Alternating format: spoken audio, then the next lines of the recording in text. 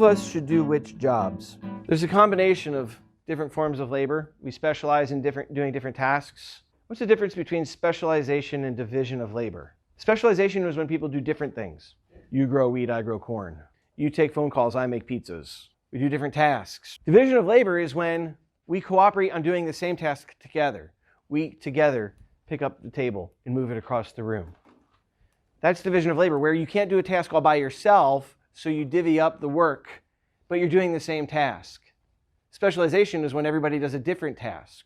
Both are ways to increase total level of productivity. The division of labor part of it, where we cooperate in doing the same task, that leads to economies of scale, being able to produce more overall of the same thing.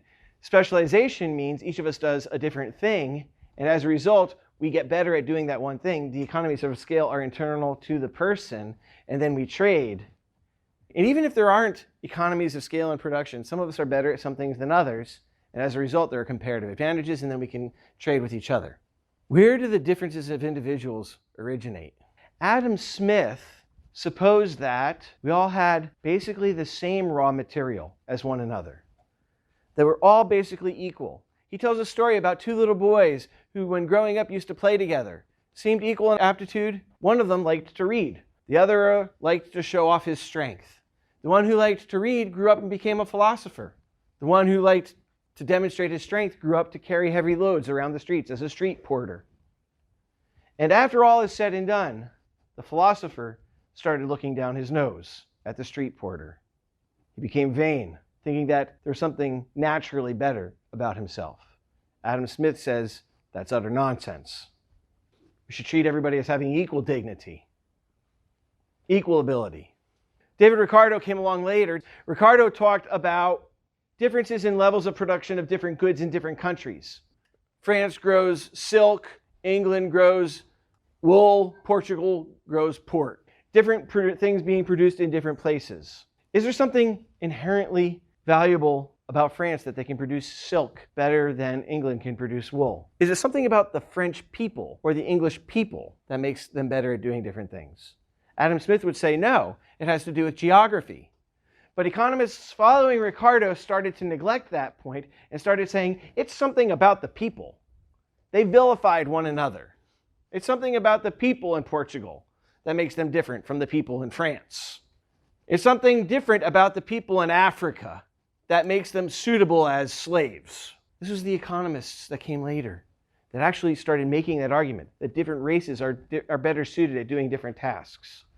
And economists became the forefront of argument for eugenic policies in America, in Germany, in England. They needed to go back to Adam Smith. Adam Smith said the raw material is equal. It has to do with the institutions that you grow up in, and sometimes the geography. But every man has equal dignity, according to Adam Smith. Adam Smith was so adamant about this equal dignity idea that people who wanted to preserve slavery came to hate political economy as a subject overall. They thought that political economy was wicked, evil. As a matter of fact, Thomas Carlyle, who saw as a natural consequence of abolition of slavery a decrease in total level of production of the things that Thomas Carlyle wanted to consume, a horrible situation.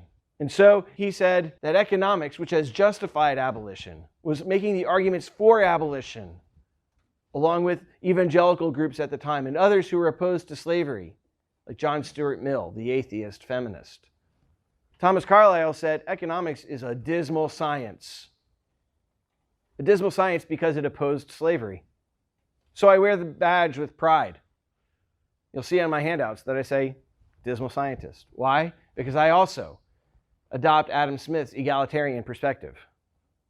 Smith was a radical egalitarian, saying that pretty much everybody had the same raw material. Is that really true? No, some of us have different talents and abilities.